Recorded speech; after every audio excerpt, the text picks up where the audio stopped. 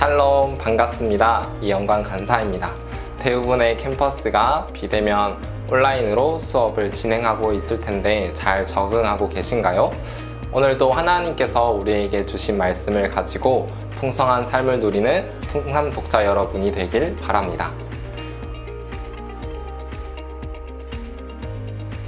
오늘 본문을 살펴보면 하나님께 사명을 받은 모세가 애굽으로 돌아와 드디어 바로를 만나는 장면이 나옵니다. 모세와 아론은 애굽의 바로를 만나 내 백성을 보내라는 하나님의 말씀을 대언합니다. 모세는 바로에게 부탁하는 어조로 말하지 않습니다. 하나님의 명령을 당당히 선포했습니다.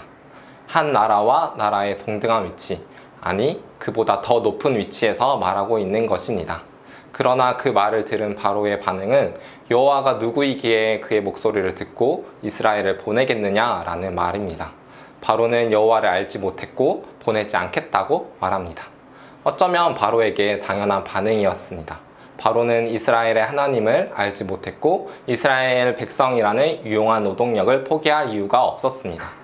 또한 바로는 그 나라의 왕이며 자신이 신이라고 생각했기에 당장 눈앞에 보이는 이스라엘의 노예를 풀어줄 마음이 없었을 것입니다.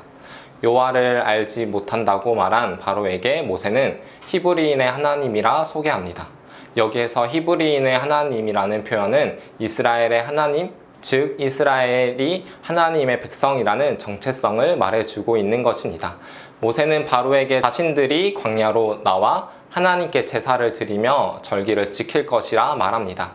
하나님께서 이스라엘 백성을 출애굽시키는 이유는 단순히 이스라엘이 불쌍해서가 아니라 자신의 백성들이 하나님께 제사, 곧 예배하기 위함이라는 것입니다.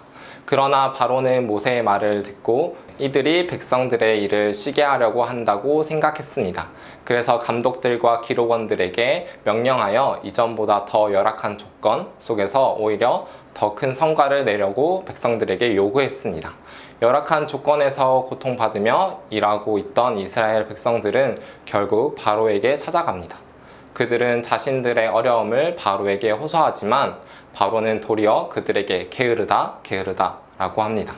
그러면서 바로는 이스라엘 감독원들에게 짚을 주지 않을 것이고 똑같은 수의 벽돌을 만들라고 합니다.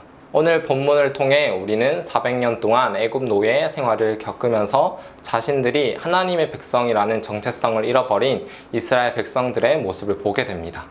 어려움과 고통 속에서 하나님을 찾기보다 바로를 찾아가는 모습을 통해 그것을 알 수 있습니다. 어쩌면 우리도 이스라엘 백성들과 같이 눈앞에 보이는 현실 속에 하나님을 의지하기보다는 사람을 의지하고 다른 것들을 의지하는 모습이 있었을 것입니다. 저도 이 말씀을 계속해서 묵상하면서 힘들고 어려운 상황 속에 하나님을 찾기보다 사람에게 위로받고 싶어 하고 다른 것을 바라보려고 했던 태도들이 있었음을 돌아보았습니다.